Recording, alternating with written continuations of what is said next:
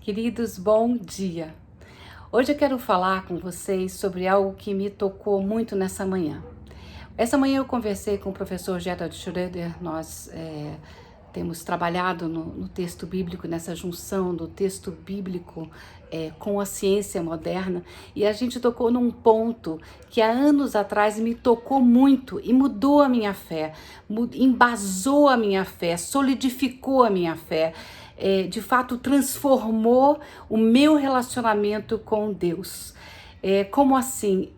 A Bíblia diz que a gente vai de glória em glória, de vitória em vitória, Deus nos leva.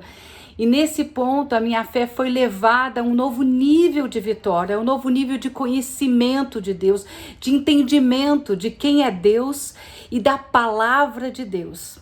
E eu queria dividir isso com vocês hoje, porque de novo anos se passaram e de novo esse conhecimento veio à tona. Eu falei, meu Deus, como a minha vida mudou, como a minha fé mudou, como a minha fé se tornou mais sólida, mais tão clara e direcionada, assim, ao ponto de pegar a Bíblia, ler e saber que o que está escrito é de fato a verdade, não só com a fé, mas com a certeza, com a convicção também do meu racional, porque nós temos fé de um lado e é pela fé que a gente vive, porque nem tudo se explica racionalmente, mas aquilo que se explica racionalmente embasa a nossa fé. Por isso que Jesus explicava as parábolas para os discípulos, né? Aqueles que eram mais próximos, para que eles tivessem a fé deles completamente embasada. Nem tudo a gente entende e conhece, e a gente não vai ter nunca todas as respostas, porque nós não somos Deus. Porém, à medida que a gente vai tendo mais e mais respostas, a nossa fé vai se tornando mais e mais sólidas, e mais forte a gente se torna, forte internamente, e mais qualidade de vida a gente tem, e mais a gente consegue enfrentar e encarar as dificuldades da vida de uma forma alinhada com a visão de Deus. E quanto mais alinhado nós estamos com a visão de Deus, com a perspectiva de Deus, mais alinhado a gente está com a verdade, porque Deus é a verdade. Nós descobrimos a verdade como que em camadas de uma cebola. É uma verdade superficial, é verdade, mas não é toda ela. Existe uma camada mais profunda. Depois uma camada mais profunda, e a profundidade plena quem tem é Deus. Mas a Bíblia diz que pelo Espírito dele, ele revela a nós as camadas da verdade, e ele vai nos aprofundando na verdade, né? E essa descoberta, esse aprendizado que eu tive através do professor Gerald Schroeder, há anos atrás, mudou minha vida. E hoje, conversando com ele de novo, trabalhando no texto bíblico, me voltou e me impactou novamente muitíssimo, né?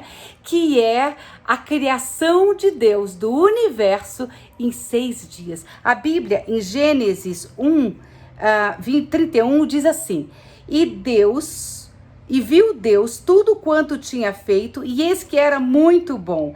E foi tarde de manhã do dia 6º. Então Deus criou o universo em 6 dias. E aí então a ciência, a NASA fala, Deus criou o universo em 15 bilhões de anos, 9 zeros. Entre 14 e 15 bilhões de anos, né?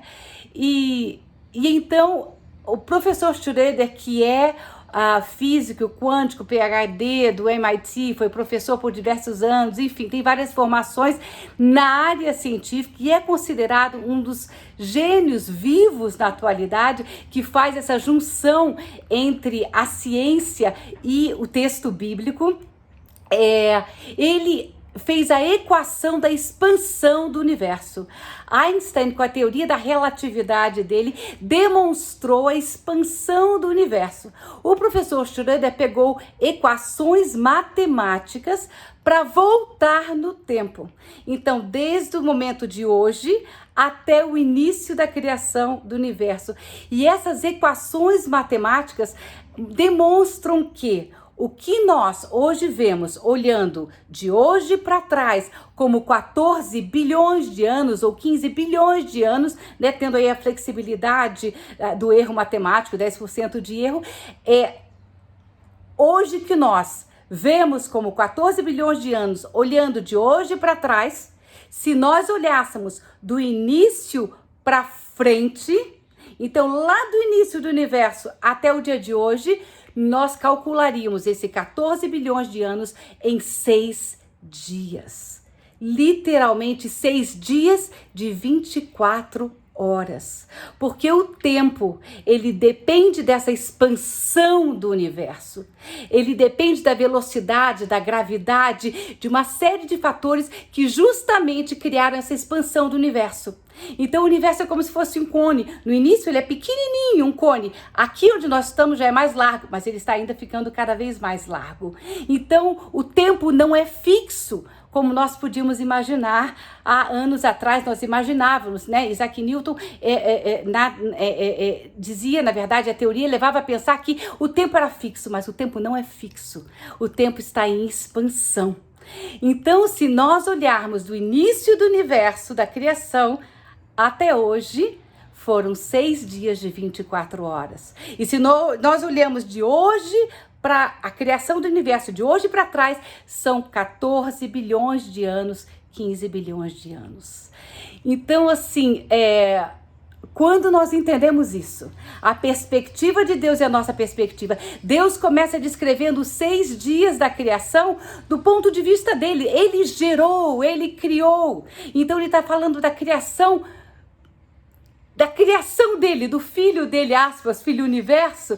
Deus falando dessa criação. Na hora que Adão é gerado, na hora que você e eu somos gerados, Deus começa a contar o tempo de acordo com o nosso tempo.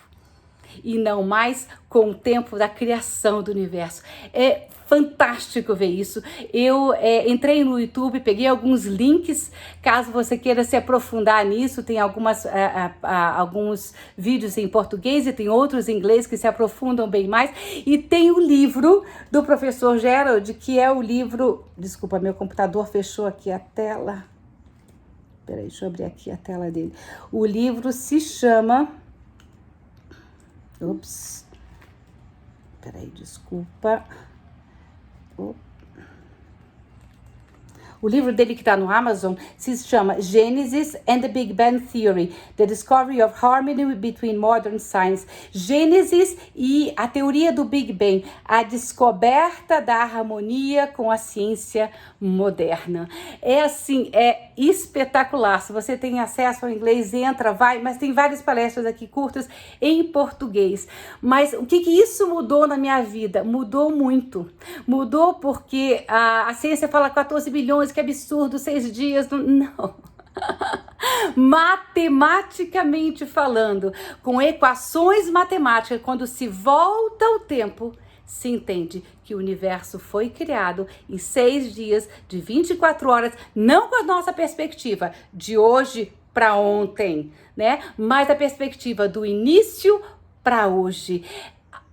A perspectiva de Deus é uma perspectiva que leva a gente a entender o quadro grande da vida.